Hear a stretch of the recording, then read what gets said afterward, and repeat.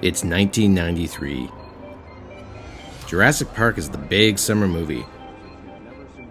The Super FX ship is pumping out mind-blowing graphics and gameplay from Star Fox on the Super Nintendo, and Bill Clinton is now president. It was a simpler time, but on December 10th, 1993, a historic video game is released as shareware. A game that totally passes me by because I'm using a Macintosh and it didn't come to Macintosh until a year later. Hey guys, Hank here, bringing you back to the buffet for seconds on one of the most influential games of all time. Of course, the game I'm talking about is Doom.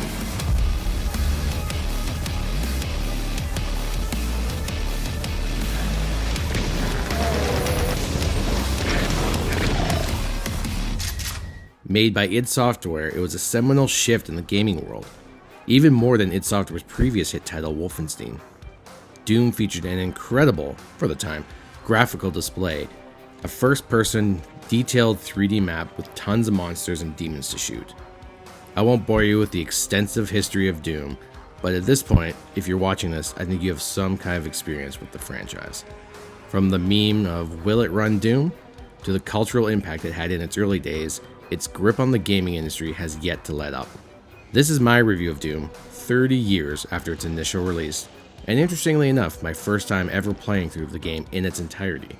Having grown up using Apple Macintosh computers, my PC gaming experience was, shall we say, limited. Since I was using a Macintosh when Doom came out, I was playing games from companies like Bungie, whose early catalog included Marathon, a first-person shooter that was technically more advanced, but albeit not as popular as Doom. By the time Doom came to Mac computers, I was heavily into the Marathon franchise. I tried Doom, but not being able to look up and down and the lack of a map editor meant it didn't really stay on my computer for long. Though I never really gave it a fair shake. I did try and play it a few times over the years, but it never really grabbed me. I play a couple minutes of it here and there and just get bored. I did play Doom 3 when it came out. I played all the way through that game. I enjoyed it quite a bit, but it still couldn't bring me back into the originals. And that's how my OG Doom experience stayed for years and years. Every so often I would install it, play the first level, get bored, and then just uninstall it. Then in 2016, I purchased and played through the new Doom and loved it. The game got me so pumped. The graphics, the gameplay, the music, the sheer violence of it all was an adrenaline rush. And then next up was Doom Eternal in 2020, also an amazing game. To this day, Doom Eternal still has what I would consider one of the best game soundtracks of all time. Sitting off in that corner, still, was the original Doom. So when the Doom Collection came out in August 2024, I finally gave it another shot. I bought it on my PS5 and started playing. And something was different this time. I was actually really enjoying the game. Something about the simplicity of the gameplay, the crazy fluid movement, just clicked this time. I played through the first episode in one sitting, and then on to the next episode, and on and on. I don't know if it's because I'm playing it with a controller, but something just felt really good about playing this game in 2024. The gaming world has changed a lot since the original Doom came out, and one place that has changed most obviously in regards to first-person shooters is how they deal with their arsenal. Most FPS games function fairly close to how you'd use a real weapon. You have a clip, and you have to reload every so often. Infinite ammo aside. Doom's approach is a little bit more full throttle, hold my beer, max power kind of approach. No reloading, just shoot until you're out of ammo completely. And you carry a large selection of armaments at all times. This is a popular staple of what we now call boomer shooters, where you carry a ton of weapons at the same time and can choose from any of them. Modern games, however, have adopted a 2 or 3 weapon system, which you can thank Bungie's Halo for that catching on. It does give a little bit more strategy to weapon management, but it's definitely a different feel. Doom's weapon management is managing your ammo for weapons that are more effective against certain type of monsters and demons. So Doom's strategy, if there is any, is basically holding on to ammo for your powerful weapons to deal with powerful foes later on in the level.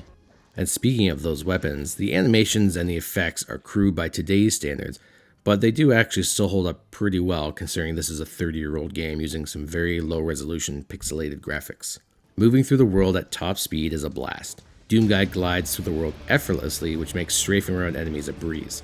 My only gripe with Doom is one that has persisted since the day it launched. It's the fact that you still can't look up and down. I know, your guns auto-target, but it's still frustrating to hit enemies above or below you, and the game definitely has many areas that are designed with this specific limitation in mind, which is just extra frustrating. I realize this is 1993, and it's a limitation of the type of engine that John Carmack wrote. Also a limitation of hardware at the time, but I still don't like it.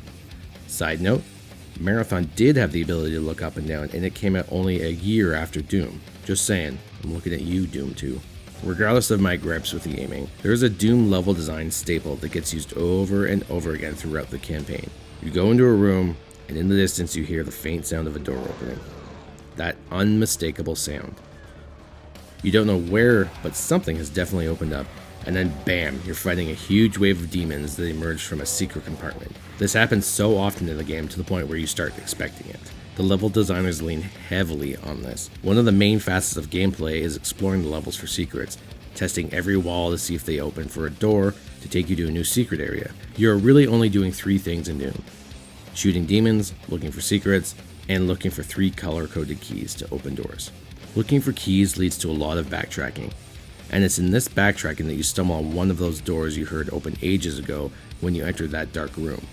You'll fight a horde of monsters, and maybe that leads to a switch which moves a platform down, which lets you get that key you need, or it opens another secret. The sheer amount of secrets in this game is incredible, and they are not easy to find. You really have to look.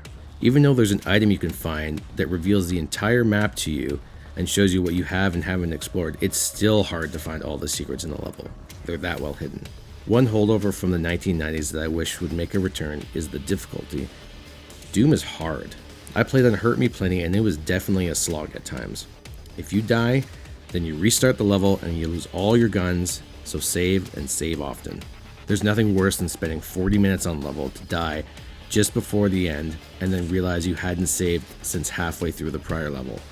There's not much else to say about the gameplay of Doom. It's simple and effective, and most importantly, it's fun. However, there's quite a bit to say about the sound and the music. The sounds of this game, at this point, are simply iconic.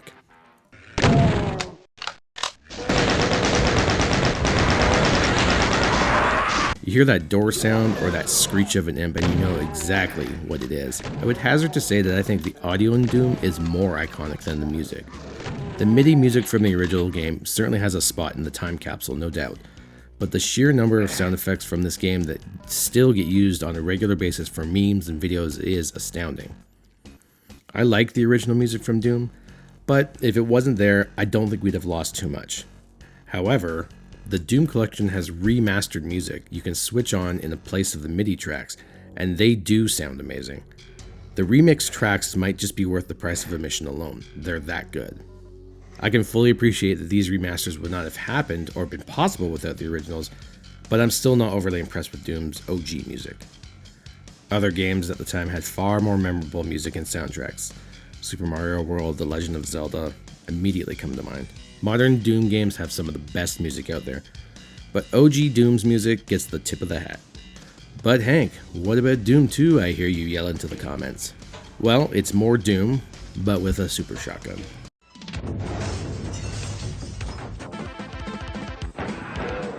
Doom 2 is just such a bigger, badder, better version of Doom. A lot of people out there waiting for it for sure.